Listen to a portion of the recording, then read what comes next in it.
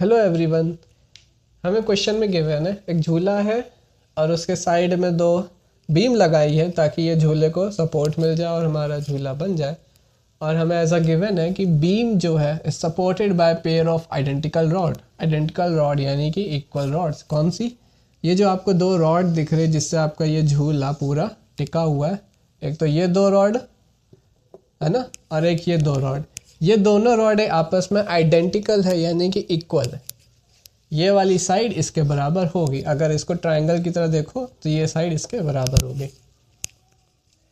Height is h metre, और ये जो हाइट दे रखी है हमें h मीटर दे रखी है ना। यहाँ ऊपर से लेके ग्राउंड तक की हाइट h मीटर। जब भी ग्राउंड से एक हाइट हम ड्रॉ करते हैं तो वो कैसी होती है? परपेंडिकुलर होती है। तो हम यहाँ पे अपना एक 90 डिग्री एंगल मान लेंगे। थर्ड थिंग हमें गिवन है कि angle between rod is 2x। ये जो दोनों रॉड हैं इन दोनों के बीच का एंगल कितना है? 2x है। फाइंड करना AB, यानी ये वाली लेंथ निकालनी है AB करके। ये पूरी लेंथ हमें बतानी AB। ठीक, अब एक बात सुनो, ये जो ट्राइंगल आप यहाँ पे देख रहे हो बन रहा था, इस ट्राइंगल को अगर एक नाम दे दिया जाए, ये हमारी दो आइडेंटिकल रॉड्स ले लेते हैं। ठीक, अब इस ट्राइंगल को एक नाम देते हैं, जैसे AB तो यहाँ पे रख देते हैं जो हमें फाइंड करना है। इसको पॉइंट C ले लेते हैं एक। फिर यहाँ से एक परपेंडिकुलर ड्रॉ करते हैं जो कि यहाँ पे ऐसे परपेंडिकुलर होगा और उसका नाम H रख देते हैं। ठीक, नाम H क्या है? नहीं, ये पॉइंट का नाम D रख देते हैं, H हमारी हाइट है।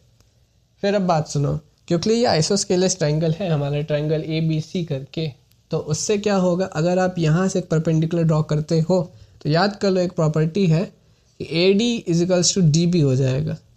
यानी कि जो सामने वाली साइड है, ये वाली साइड, इस एंगल के जस्ट सामने वाली साइड जो है वो 2 इक्वल पार्ट्स में बाइसेक्ट हो जाती है।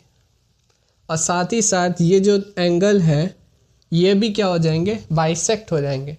ठीक, किसी भी आइसोस्केलस ट्राइंगल में जब एक हाइट ड्रॉ करते हैं तो सामने वाली जो साइड्स होती हैं बाइसेक्ट हो जाती हैं यानी बराबर, और ये जो एंगल होते हैं ये भी कैसे हो जाते हैं? बराबर। यानी कि angle ACD equals to angle BCD। अब आपको ये सही क्लियर लग रहा होगा कौन कौन सा एंगल आपस में बाइसेक्ट। ये वाला एंगल बाइसेक्ट हुआ पूरा और ये बराबर बराबर कट गया। अब जरा एक बात बताओ, 60 का आधा 30 हो जाता है। वैसे ही हमें ये वाला एंगल गिवन था 2x करके ना, ये पूरा एंगल 2x था। अब ये जब बाइसेक्ट हो जाएगा ये वाला एंगल तो दो पार्ट्स में डिवाइड होगा, तो 2x का आधा क्या होगा? x। तो ये वाला पार्ट x हो गया, ये वाला पार्ट भी x हो गया। बात इतनी क्लियर? अब हम आ जाते हैं अपना क्वेश्चन देखते हैं कि हमें साइड AB निकालनी है। हमने एक परपेंडिकुलर बना भी लिया है तो हम इसमें ट्रिग्नोमेट्रिक रेशियो लगाएंगे। अब इस वाले फिगर को थोड़ा सा ध्यान से देखो, इसको थोड़ा सा ऐसे टिल्ट करो ज़रा। ये A है, ये B है। ठीक, थोड़ा सा ऐसे घुमा दिया। एक चीज़ समझानी है, जैसे अगर हम यहाँ से ऐसे एक लाइन ड्रॉ करें, ये C ये वाली जो थी बस थोड़ा सा टिल्ट कर दिया, और यहाँ से अपने परपेंडिकुलर ड्रॉ करते हैं। सपोज हम अभी ये वाला एंगल जो है ये वाला, इसके लिए हमको ये पता करना है कि P कौन है और P यानी परपेंडिकुलर कौन है, बेस कौन है। तो जो एंगल के सामने होता है जस्ट उसको परपेंडिकुलर बोला जाता है, और एंगल के नीचे वाली साइड उसके बेस की तरह काम करती है। ठीक वैसे ही ये जो एंगल है इसके जस्ट सामने वाला साइड हमारा परपेंडिकुलर माना जाएगा और ये वाली साइड हमारी बेस मानी जाएगी। ठीक, यहाँ पे मैं ऐसे रोटेट करके भी देख लिया हम लोगों ने, तो साफ समझ में आ रहा है कि ये परपेंडिकुलर और ये बेस। अब बात करेंगे अपने ट्राइंगल की। जहाँ पे एक परपेंडिकुलर ड्रॉ है वहाँ पे एक ट्राइंगल मान लो, तो triangle ADC, triangle ADC। D को बीच में रखना है क्योंकि परपेंडिकुलर वाला एंगल बीच में रखा जाता है। अब यहाँ से हम देखेंगे हमको ये साइड निकालनी है, ये वाली साइड गिवन है, यानी कि ये बेस गिवन है और परपेंडिकुलर निकालनी है। तो हम ट्रिग्नोमेट्रिक रेशियो उठा ले रहे tan थीटा। थीटा की जगह क्या लेंगे? x डिग्री, है ना, समझाया था अभी। एंगल x हो गया तो tan x लगा लेंगे। tan x में हम क्या रखेंगे, p यानी सामने वाली साइड, देखो ये है ए बी करके, सामने वाली साइड रखेंगे यानी ए डी, और बेस क्या हो जाएगा इस एंगल के लिए, h हो जाएगा। यहाँ से अब एक बात देखो, ए डी निकाल लो जरा, क्योंकि हमें ए बी निकालना है। हम क्या करेंगे, ए डी निकालेंगे, फिर डी बी निकालेंगे और दोनों को जोड़ देंगे। तो यहाँ से हमारा आ जाएगा h tan x is equals to A D आ गया। अब ट्राइंगल लगा लो बी बी डी सी करके। बी डी सी में सेम देखो वही कॉन्सेप्ट, सामने वाला परपेंडिकुलर और ये जिस पे एंगल हमारा ऐसे लगा हुआ है ये बेस हो गया इसका। सेम रेशियो ले लेंगे 10, एंगल भी सेम है x इज इक्वल्स टू सामने वाली साइड डी बी, पूरी मत ले लेना, डी बी लेना। और ये क्या हो जाएगा, वही बेस हमारा h गिवन था, इसको भी इधर भेज देंगे तो लिख देंगे h tan x is equals to D B. अब सुनो, एक गलती मत करना, ये मत लिख देना उठा के tan x h करके, ये नहीं लिखा जाता, इस तरह से लिखना, ठीक, h tan x करके। जब भी मल्टीप्लाई में कुछ करना हो और tan x के यहाँ बगल में लिखा करो, इस तरफ नहीं लिखना, यहाँ लिखना, ठीक।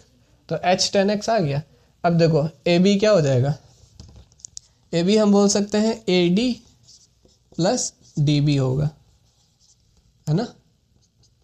ए डी हमने निकाला अभी, h tan x कितना जोड़ दें, फिर से एक h tan x जोड़ दें क्योंकि डी बी की वैल्यू h tan x आई है। अब यहाँ पे दिक्कत आती जोड़ने की, तो एक बात सुनो, एक चीज़ है, नोट कर लो।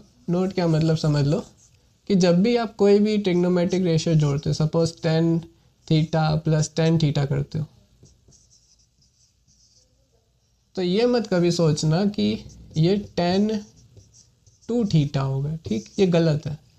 जब भी tan थीटा और tan थीटा ऐड करना होता है तो बस नॉर्मली ऐसे लिख जाओ tan थीटा और यहाँ पे 2 लगा दो, है ना। जैसे x प्लस एक्स लिखते हो और 2x लिख देते हो, वैसे ही कर दो। यहाँ पे 2 लिखने की कोई ज़रूरत नहीं है, क्वेश्चन गलत हो जाएगा आपका, सॉल्यूशन पूरा मिस्टेक हो जाएगा। क्योंकि यहाँ पे 2 लिखने का मतलब है आप एंगल जो है थीटा उसका दुगना कर दे रहे हो, और एंगल का दुगना अभी हम लोग के सिलेबस में नहीं है, 11th-12th में है वो पार्ट हमारा। तो हम यहाँ पे नहीं करने वाले ऐड एंगल को, हम यहाँ पे कर देंगे, ठीक। यहाँ पे ऐसे लिख देंगे 2 करके, 2 बार ऐड किया। ये सबके लिए, साइन थीटा के लिए भी सेम चीज़ है। अगर आप साइन थीटा ऐड करते हो प्लस फिर से एक और साइन थीटा ऐड करते हो तो 2 साइन थीटा हो जाएगा, पर एंगल का डबल नहीं लिखना, ठीक। 2 थीटा मत लिख देना, गलत हो जाएगा। एक चीज़ और, sine theta plus sine theta dash, theta dash मतलब ये दूसरा है, ये थीटा दूसरा है, दूसरा थीटा, ये दोनों अब नहीं जोड़ेंगे आपस में, ठीक, क्योंकि हमने एंगल चेंज कर दिया, अब यहाँ पे नहीं जोड़ना।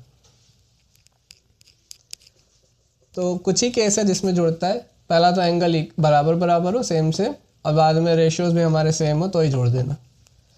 तो ठीक वैसे ही अगर ये h tan x plus h tan x कर दे तो क्या हो जाएगा, 2h tan x, 2h tan x metre हमारा क्या हो गया आंसर, ठीक। यहाँ पे मत जोड़ देना एंगल, एंगल डबल नहीं होगा।